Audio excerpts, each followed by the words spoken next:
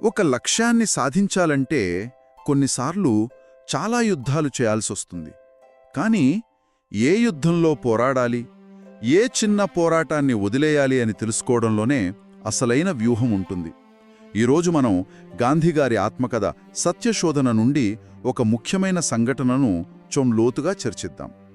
ఊహించుకోండి, 1894 దక్షిణాఫ్రికాలోని నేటాల్. ఒక యువ భారతీయ న్యాయవాది బాంబే హైకోర్టు సర్టిఫికేట్తో అక్కడి సుప్రీంకోర్టులో ప్రాక్టీస్ కోసం దరఖాస్తు చేసుకుంటారు. అంతా సవ్యంగానే జరగాలి కదా. కానీ అక్కడి లా సొసైటీ ఆయన దరఖాస్తుకు అడ్డుపడింది. ఎందుకని అంటే కారణం చాలా స్పష్టంగా ఉంది, కానీ వాళ్ళు దాన్ని బయటకు చెప్పలేదు. అసలు సమస్య గాంధీగారి అర్హత కాదు, ఆయన చర్మం రంగు. అది పచ్చి జాతి వివక్ష.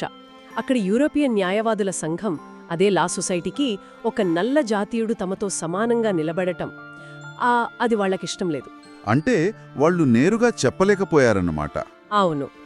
వాళ్ల వాదన ఏంటంటే, ఒక నల్ల జాతీయుడు దరఖాస్తు చేసుకుంటాడని మేము ఊహించలేదు అని. తమ ఆధిపత్యం దెబ్బతింటుందని భయం.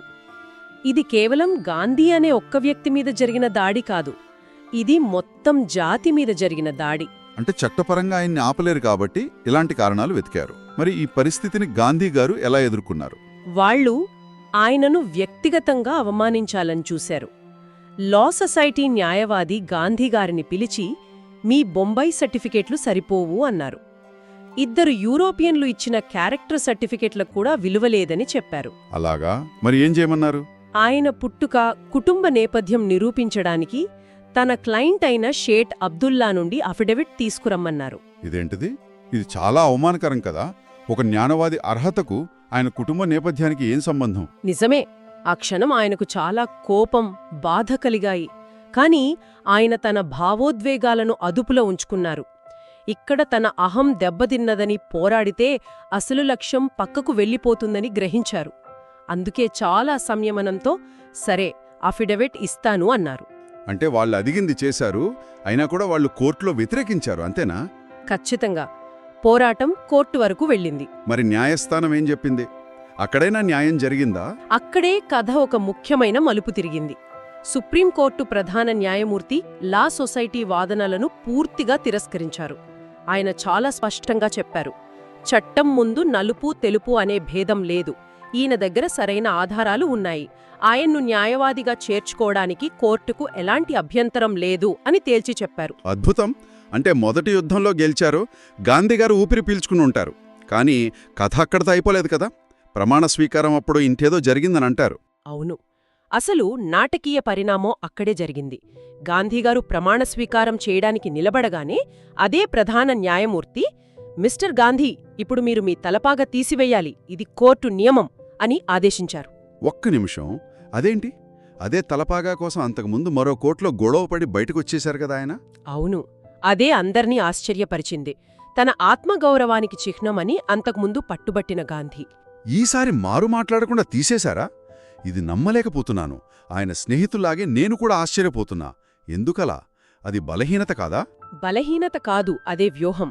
ఇక్కడే గాంధీగారి ఆలోచనా విధానంలోని పరిణితి మనకు కనిపిస్తోంది. ఆయన ఒక విషయం గ్రహించారు.